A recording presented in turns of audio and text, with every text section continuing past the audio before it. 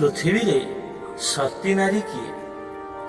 କାହାକୁ କୁହାଯାଏ ସତୀ ବା ପ୍ରତିବ୍ରତା ନାରୀ କେଉଁମାନଙ୍କୁ କୁହାଯାଏ?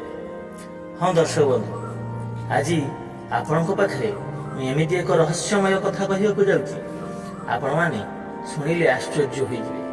ଜଣେ ଏମିତି ସତୀ ନାରୀ କଥା କହିବାକୁ ଯାଉଛି ଯାହାକି ଆପଣମାନେ ପ୍ରାୟତଃ ଜାଣିନଥିବେ।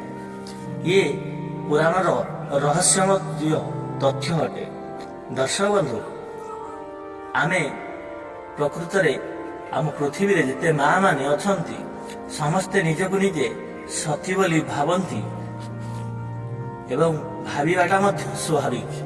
ହେଲେ କେହି ସେମାନଙ୍କ ମଧ୍ୟରୁ ସତୀତ୍ୱ ହାସଲ କରିନଥାନ୍ତି। ଏ ପୃଥିବୀରେ ସତୀ ନାରୀ ଜଣେ ଥିଲେ, ଯେ କି ଏମିତି ତାଙ୍କ ସ୍ୱାମୀ ଏବଂ ଏକ ତପ ବଳରେ ସେ ଏତେ ଶକ୍ତିଶାଳୀ ଥିଲେ ଯେ ସେ ନିର୍ଜୀବକୁ ସଜୀବ କରିଦେଉଥିଲେ, ନିପୁଣକୁ ସପୁଣ କରିଦେଉଥିଲେ। ସେ ନାରୀ ଜଣଙ୍କ କିଏ? ହଁ ଦର୍ଶକ ବନ୍ଧୁ, ଚାଲନ୍ତୁ ଭିଡ଼ିଓଟିକୁ ଡେରି ନ କରି ଆରମ୍ଭ କରିବା। ଦର୍ଶକ ବନ୍ଧୁ, ଭିଡ଼ିଓଟିକୁ ଆରମ୍ଭ କରିବା ପୂର୍ବରୁ ଭିଡ଼ିଓ ଗୋଟେ ଲାଇକ୍ କରି ଚ୍ୟାନେଲଟିକୁ ସବସ୍କ୍ରାଇବ୍ କରି ରଖନ୍ତୁ ଏବଂ ଆପଣଙ୍କ ସାଙ୍ଗସାଥି ନିକଟକୁ ଭିଡ଼ିଓଟିକୁ ସେୟାର କରିଦିଅନ୍ତୁ, ଯାହାଫଳରେ କି ସେମାନେ ମଧ୍ୟ ଏ ବିଷୟରେ ଜାଣିପାରିବେ। ଯଦି ଭିଡ଼ିଓଟି ଭଲ ଲାଗିଥାଏ ତେବେ କମେଣ୍ଟ ବକ୍ସରେ ଜୟ ଜଗନ୍ନାଥ ବୋଲି ଲେଖିଦେବେ। ଦର୍ଶକ ବନ୍ଧୁ, ଡେରି ନ କରି ଚାଲନ୍ତୁ ଭିଡ଼ିଓଟିକୁ ଆରମ୍ଭ କରିବା। ଦିନେ ନାରଦ ମହର୍ଷି ଯାଇ ବ୍ରହ୍ମାଙ୍କ ନିକଟକୁ ପଚାରିଲେ, ହେ ପ୍ରଭୁ ବ୍ରହ୍ମଦେବ, ଏ ପୃଥିବୀରେ ସବୁଠାରୁ ସତୀ ନାରୀ କିଏ? ତ ବ୍ରହ୍ମଦେବ କହିଲେ, ତୁମେ ନାରଦ ଯାଇ ତ୍ରିଦେବୀ ମାନଙ୍କୁ ପଚାର, ଏ ପୃଥିବୀରେ କିଏ ହେଉଛନ୍ତି ସତୀ ନାରୀ ତମେ ଜାଣିପାରିବ। ତ ବ୍ରହ୍ମାଙ୍କ କଥା ଶୁଣି ନାରଦ ମହର୍ଷି ଯାଇ ପ୍ରଥମେ ମାତା ସାବିତ୍ରୀଙ୍କ ନିକଟରେ ପହଞ୍ଚିଲେ ଏବଂ ମାତା ସାବିତ୍ରୀଙ୍କୁ ପଚାରିଲେ, ମାତା, ଏ ପୃଥିବୀର ସବୁଠାରୁ ଶ୍ରେଷ୍ଠ ବା ପ୍ରତିବ୍ରତା ସତୀ ନାରୀ କିଏ? ମାତା ସାବିତ୍ରୀ କହିଲେ, ଏ ପୃଥିବୀର ସବୁଠାରୁ ସତୀ ନାରୀ ହେଲି ମୁଁ, ମୋ ଠାରୁ ଆଉ କେହି ସତୀ ନାରୀ ନାହାନ୍ତି। ସେଠାରୁ ଏହି ଉତ୍ତର ଶୁଣି ନାରଦ ମହର୍ଷି ଯାଇ ପହଞ୍ଚିଲେ ମାତା ଲକ୍ଷ୍ମୀଙ୍କ ପାଖକୁ ଏବଂ ମାତା ଲକ୍ଷ୍ମୀଙ୍କୁ ମଧ୍ୟ ଏ ବିଷୟରେ ପଚାରିଲେ। ମାତା ଲକ୍ଷ୍ମୀ ମଧ୍ୟ କହିଲେ ଯେ ଏ ପୃଥିବୀର ସବୁଠାରୁ ସତୀ ନାରୀ ହେଉଛି ମୁଁ, କାରଣ ମୁଁ ଭଗବାନଙ୍କ ସାଙ୍ଗରେ ବାରମ୍ବାର ମର୍ତ୍ତ୍ୟମଣ୍ଡଳରେ ଜନ୍ମ ନେଉଛି ଏବଂ ଅନେକ ସତୀତ୍ୱ ମଧ୍ୟ ପରୀକ୍ଷା ଦେଉଛି, ତେଣୁ ଏ ପୃଥିବୀର ସବୁଠାରୁ ସତୀ ନାରୀ ହେଲି ମୁଁ। ତ ତାଙ୍କ ପାଖରୁ ମଧ୍ୟ ସେ ଏହି କଥା ଶୁଣି ପୁନର୍ବାର ଫେରିଆସିଲେ ମାତା ପାର୍ବତୀଙ୍କ ନିକଟକୁ।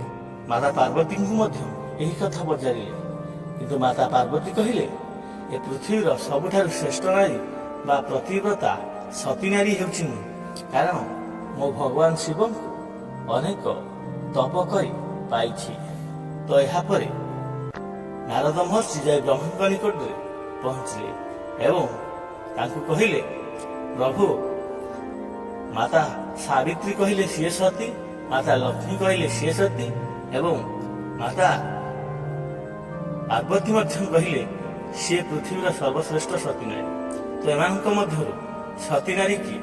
ତ ସେତେବେଳେ ସେ ବ୍ରହ୍ମା କହିଲେ, ଏ ତିନି ଜଣଙ୍କ କେହି ସତୀ ନାରୀ ନାହିଁ। ସତୀ ନାରୀ ଏ ପୃଥିବୀ ପୃଷ୍ଠରେ ଜଣେ ଅଛନ୍ତି। ତ ସିଏ ଦେଖେଇ ଦେଲେ ତାଙ୍କୁ। ସେଠି କାହାକୁ ଦେଖେଇଲେ ନା ସତୀ ଅନୁସୂୟାଙ୍କୁ ଦେଖେଇଲେ। ତ ଦେଖ, ଏ ଏକ ସତୀ ନାରୀ। ତ ସେହି ସମୟରେ ବ୍ରହ୍ମଦେବ କହିଲେ, ପ୍ରଭୁ, ମୁଁ ତାଙ୍କୁ ପରୀକ୍ଷା କରିବି। ତ ତେଣୁ ବ୍ରହ୍ମଦେବ କଣ କଲେ ନା ଏକ ପାତ୍ରରେ କିଛି ଲୁହା ଚଣା ଦେଇ ନାରଦକୁ କହିଲେ, ଏଇ ଚଣାକୁ ନିଅ, ଦେଇଦେବ ପୃଥିବୀରେ। ଯିଏ ଏହି ଚଣାକୁ ଭାଜିଦେବ ସିଏ ହେଲା ପୃଥିବୀର ସବୁଠାରୁ ସତୀ ନାରୀ। ତ ଏହି କଥା ଶୁଣି ପ୍ରଥମେ ନାରଦ ମହର୍ଷି ସେ ଲୁହା ଚଣାକୁ ଧରି ଯାଇ ସାବିତ୍ରୀଙ୍କ ନିକଟରେ ପ୍ରବେଶ କଲା ଏବଂ ମାତା ସାବିତ୍ରୀଙ୍କୁ କହିଲେ ଯେ, ମାତା, ଏଇ ଲୁହାର ଚଣାଟିକୁ ଟିକେ ଭାଜି ଦିଅନ୍ତୁ। ତ ମାତା ସାବିତ୍ରୀ ହସି କହିଲେ, ପୁତ୍ର, ତମେ ପାଗଳ ହେଲ କି? ଏ ଲୁହାର ଚଣା କ'ଣ ଭାଜି ହୁଏ? ଏହା ଭାଜି ହେବ ନାହିଁ। ତାଙ୍କ ପାଖରୁ ନିରାଶ ହୋଇ ସେ ଯାଇ ପହଞ୍ଚିଲେ ମାତା ଲକ୍ଷ୍ମୀଙ୍କ ପାଖରେ। କହିଲେ, ମାତା ଲକ୍ଷ୍ମୀ, ତୁମେ ତ ସର୍ବସମ୍ପୂର୍ଣ୍ଣ ଅଟ, ତୁମେ ଅନ୍ନପୂର୍ଣ୍ଣ ଅଟ, ତେଣୁ ଦୟାକରି ଏଇ ଲୁହାର ଚଣାଟିକୁ ମୋର ଟିକେ ଭାଜି ଦିଅନ୍ତୁ। ତ ମାତା ଲକ୍ଷ୍ମୀ ମଧ୍ୟ ଉପହାସରେ କହିଲେ, ଏ ଲୁହାର ଚଣା କ'ଣ ଭାଜି ହେଇପାରିବ? ତୁମେ ପାଗଳ ହେଇଗଲଣି ନାରଦ। ତେଣୁ ତାଙ୍କଠାରୁ ମଧ୍ୟ ନିରାଶ ହୋଇ ଫେରି ଆସି ପହଞ୍ଚିଲେ ମାତା ପାର୍ବତୀଙ୍କ ପାଖକୁ। ମାତା ପାର୍ବତୀ ମଧ୍ୟ ଲୁହାର ଚଣା ଭାଜି ପାରିବେ ନାହିଁ ବୋଲି ମନା କଲେ। ତ ସେହି ସମୟରେ ଯାଇ ନାରଦ ମହର୍ଷି ପୃଥିବୀରେ ପହଞ୍ଚି ସତୀ ଅନୁସୂୟାଙ୍କ ପାଖରେ ନେଇ ଲୁହାର ଚଣା ଦେଇଦେଲେ। ତ ସେହି ସମୟରେ ଲୁହାର ଚଣାକୁ ହାତରେ ଧରି ମାତା ଅନୁସୂୟା ଚୁଲି ପାଖକୁ ଗଲେ। ଚୁଲି ଭିତରେ 2 ଗୁଡ଼ ପୂରେଇ ଦେଇ କଡ଼େଇ ବସେଇଲେ। ତାଙ୍କ ଗୁଡ଼ 2ଟିରୁ ଅଗ୍ନି ବାହାରି ଜଳିବାକୁ ଲାଗିଲା ଏବଂ ଜଳି ସାରିଲା ପରେ ସେ ଲୁହାର ଚଣାଟିକୁ ଭାଜିଲେ। ଭାଜିକି ତାଙ୍କୁ ଦେଇଦେଲେ। ତାପରେ ଆସି ମାତା ପାର୍ବତୀ ଏବଂ ସାବିତ୍ରୀଙ୍କ ନିକଟରେ ପ୍ରବେଶ ହୋଇ କହିଲେ, ମାତା, ଆପଣ ତ ଏଇ ଲୁହାର ଚଣାକୁ ଭାଜି ପାରିଲେ ନାହିଁ, କିନ୍ତୁ ପୃଥିବୀରେ ଜଣେ ଏମିତି ନାରୀ ଅଛନ୍ତି, ସେ ଲୁହାର ଚଣାକୁ ଭାଜିଦେଲେ। ତାପରେ ସେମାନେ ଈର୍ଷା ପରାୟଣ ହୋଇ ତ୍ରିଦେବୀଙ୍କ କହିଲେ, କିଏ ସେ ସତୀ ନାରୀ, ତାଙ୍କୁ ଆମେ ପରୀକ୍ଷା କରିବୁ। ଏକଥା ଭାବି ମାତା ଅନୁସୂୟାଙ୍କୁ ପରୀକ୍ଷା କରିବା ନିମନ୍ତ ତ୍ରିଦେବୀ ଏକ ଉପାୟ ଚିନ୍ତା କଲେ। ସେ ବ୍ରହ୍ମା ବିଷ୍ଣୁ ମହେଶ୍ୱରଙ୍କୁ ପଠେଇଲେ ଯେ, ତୁମେ ଯାଇ ତାର ସତୀତ୍ୱକୁ ନଷ୍ଟ କର। ଏକଥା ଯେତେବେଳେ କହିଲେ, ସେ ପ୍ରଥମେ ବ୍ରହ୍ମା ଏବଂ ବିଷ୍ଣୁ ଏବଂ ମହେଶ୍ୱର ସେ ତ୍ରିଦେବଙ୍କ ମନା କଲେ। କିନ୍ତୁ ସ୍ତ୍ରୀଙ୍କର କଥା ନ ମାନିଲେ ହିଁ ସେ ବହୁତ ହଇରାଣରେ ପଡ଼ିବେ। ତେଣୁ ବାଧ୍ୟ ହୋଇ ସେ ଯାଇଥିଲେ ଏକ ତ୍ରିବୀ ବ୍ରାହ୍ମଣ ରୂପରେ ମାତା ଅନୁସୂୟାଙ୍କୁ ପରୀକ୍ଷା କରିବା ପାଇଁ। ତ ତାଙ୍କ ନିକଟରେ ଯାଇ ପ୍ରବେଶ ହୋଇ ମାତା ଅନୁସୂୟାଙ୍କୁ କହିଲେ, ମାତା, ଆମେ ଦୂରଦେଶର ବ୍ରାହ୍ମଣ ଅଟୁ, ତେଣୁ ଆପଣ ଦୟାକରି ଆମ୍ଭକୁ କିଛି ଭୋଜନର ପ୍ରବନ୍ଧ କରନ୍ତୁ। ତ ମାତା ଅନୁସୂୟା କହିଲେ, ମୋ ସ୍ୱାମୀ ମୋ ଘରେ ନାହାନ୍ତି, ତଥାପି ଅତିଥିଙ୍କୁ ଫେରେଇ ହେବ ନାହିଁ, ତେଣୁ ତୁମ୍ଭେମାନେ ଆସି ମୋ ପାଖରେ ବସ। ସେଠି ବସାଇ ସେ ଅନ୍ନ ଯେତେବେଳେ ରାନ୍ଧି ତାଙ୍କୁ ଖାଇବାକୁ ଦେଉଛନ୍ତି, ତ ସେହି ସମୟରେ ତାଙ୍କର ସ୍ୱାମୀ ଆସି ପହଞ୍ଚିଲେ। ତ ସେ କ'ଣ କରିବେ କିଛି ଚିନ୍ତା ନ କରିପାରି ଏକ ପାଣି ଜଳକୁ ଧରି ଅଭିମନ୍ତ୍ରିତ କରି ତାଙ୍କୁ ଉପରେ ଖିଞ୍ଚି ଦେଇ ଏକ ବାଳକରେ ପରିଣତ କରିଦେଲେ। ସେ ବର୍ଷିକିଆ ବାଳକ ଭଳି ଦେଖାଗଲେ। ସେ 3 ଜଣଙ୍କୁ ନେଇ ସେ ଦୋଳିରେ ଶୋଇଥିଲେ। ତ ସ୍ୱର୍ଗପୁରରେ ହାହାକାର ପଡ଼ିଗଲା ଯେ ବ୍ରହ୍ମା ବିଷ୍ଣୁ ମହେଶ୍ୱର କୁଆଡ଼େ ଗଲେ। ତ ସେତେବେଳେ ସ୍ୱର୍ଗପୁରରେ ହାହାକାର ପଡ଼ିବା ପରେ ତ୍ରିଦେବୀଙ୍କ ଯାଇ ପହଞ୍ଚିଲେ ନାରଦ ମହର୍ଷିଙ୍କ ପାଖକୁ। ତାଙ୍କୁ ପଚାରିଲେ ଯେ ତ୍ରିଦେବ ବ୍ରହ୍ମା ବିଷ୍ଣୁ ମହେଶ୍ୱର କେଉଁଠାରେ ଅଛନ୍ତି।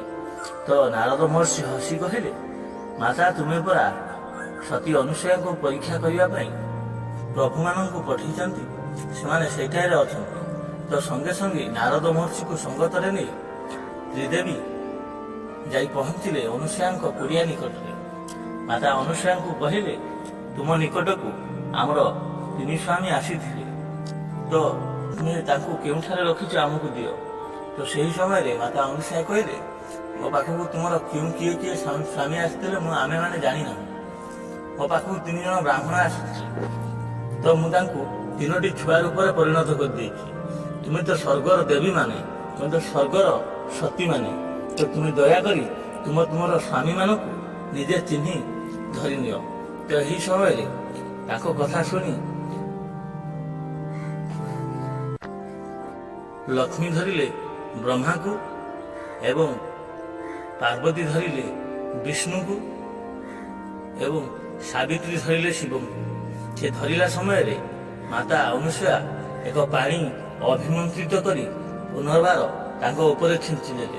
ଯେତେବେଳେ ଛିଞ୍ଚିଦେଲେ, ଇଏ 2 ଜଣଙ୍କ ଦେଢ଼ଶୁର ବାହୁ ଠେଲାପେଲା ହେଇଗଲେ। କାରଣ ସିଏ ତାହାର ଦେଢ଼ଶୁର ହେଲେ, ଏବେ ହେଲେ ତାଙ୍କର ବାହୁ। ତେଣୁ କେହି କାହାକୁ ଚିହ୍ନି ପାରିଲେ ନାହିଁ। ତ୍ରିଦେବୀଙ୍କ ସେଇଠାରୁ ଲଜ୍ଜା ଅପମାନରେ ଫେରିଲେ। ତ ଦର୍ଶକ ବନ୍ଧୁ, ଏ ପୃଥିବୀରେ ସତୀତ୍ୱଟା କିଛି ବଡ଼ ଜିନିଷ ନୁହେଁ। ଯେ ପ୍ରକୃତରେ ପ୍ରତିବ୍ରତା ନାରୀ ହେଇଥିବ, ସିଏ ହିଁ ସତୀ। ସ୍ୱାମୀର ସମସ୍ତ କଥା ମାନି ଚଳୁଥିବ, ଶାଶୁ ଶ୍ୱଶୁରଙ୍କର ସେବା କରୁଥିବ, ସ୍ୱାମୀର ଆଜ୍ଞା କେବେ ଉଲ୍ଲଂଘନ କରୁନଥିବ, ତ ତାକୁ ସତୀ ନାରୀ ବୋଲି କୁହାଯାଏ। ତ ଦର୍ଶକ ବନ୍ଧୁ, ଆଜିର ଭିଡ଼ିଓଟି ଆପଣଙ୍କୁ କେମିତି ଲାଗିଲା ନିଶ୍ଚୟ କମେଣ୍ଟ ବକ୍ସରେ ମୋତେ ଜଣାଇବେ। ଏପର୍ଯ୍ୟନ୍ତ ଯଦି ଭିଡ଼ିଓକୁ ଲାଇକ୍ କରିନାହାନ୍ତି ଭିଡ଼ିଓକୁ ଲାଇକ୍ କରି ଚ୍ୟାନେଲଟିକୁ ସବସ୍କ୍ରାଇବ୍ କରିଦେବେ। ରହୁଛି ଜୟ ଜଗନ୍ନାଥ।